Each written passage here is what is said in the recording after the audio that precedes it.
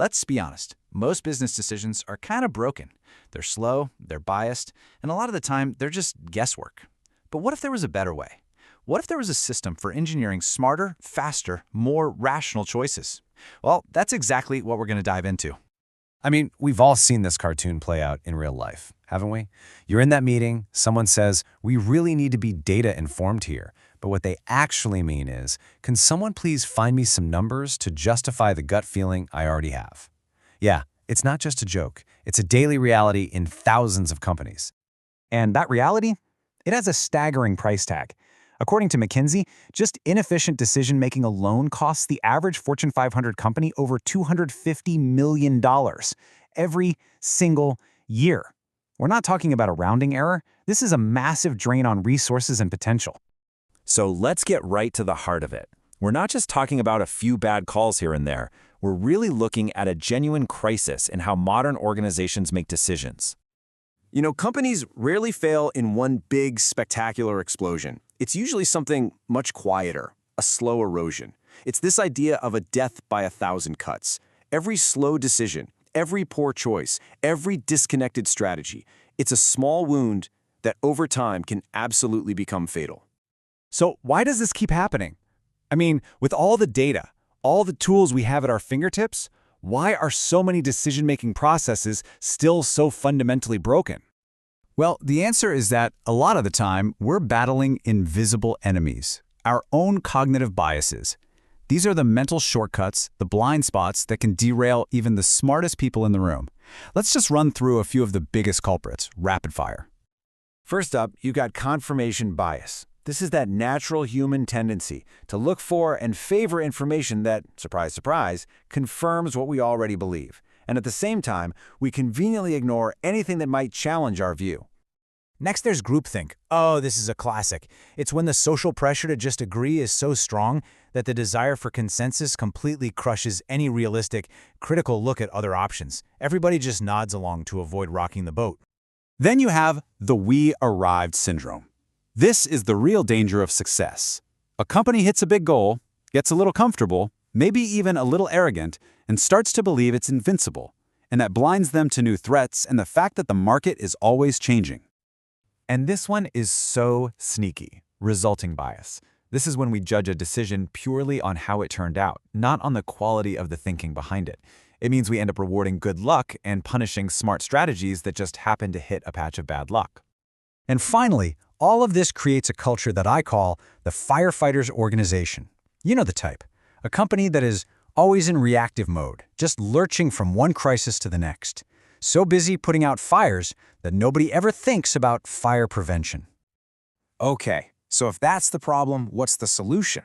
Well, the antidote to all this bias, this guesswork, and this dysfunction is to build a process that is, from the ground up, intelligence-driven.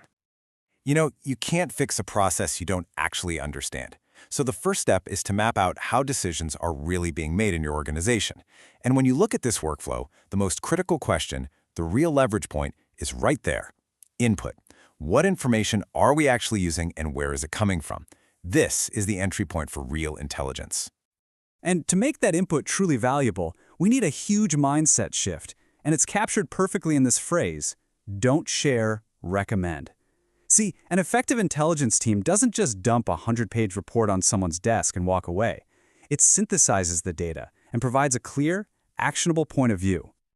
And this framework is the absolute key to making that happen. It's called what, so what, now what. And it's how you transform raw information into real action. The what is the objective fact. The so what is the crucial step of explaining why that fact actually matters to us.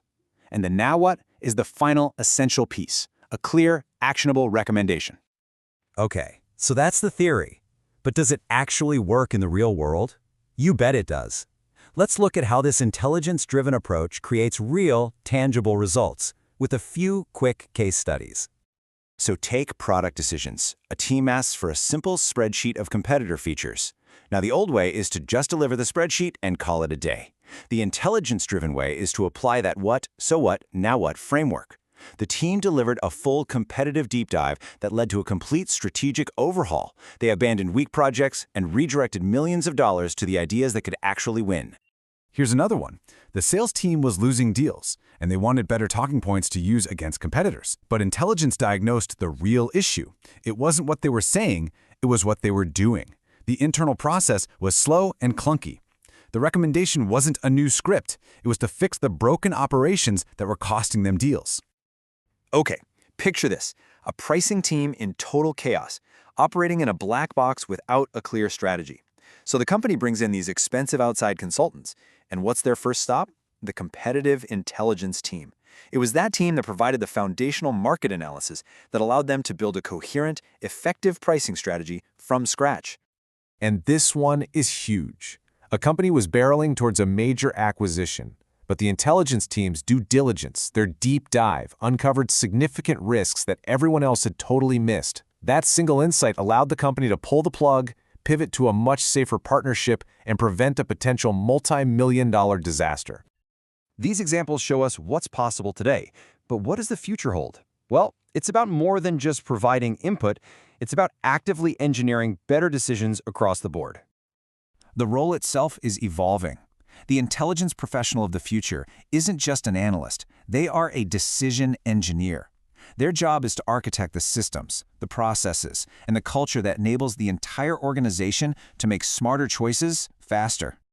As we move deeper into an age dominated by AI, this becomes more important than ever. You know, the biggest danger isn't that AI will get too smart and take over. No, it's that we will become too dependent on it, outsourcing the one thing that truly gives us our edge, our ability to think critically. Because in the end, that's what this is all about. Tools are going to change, markets will definitely shift, but the fundamental human need for clear, objective, critical thought will always be our greatest asset. The future belongs to those who practice it. So, long live the truth seekers, long live the critical thinker.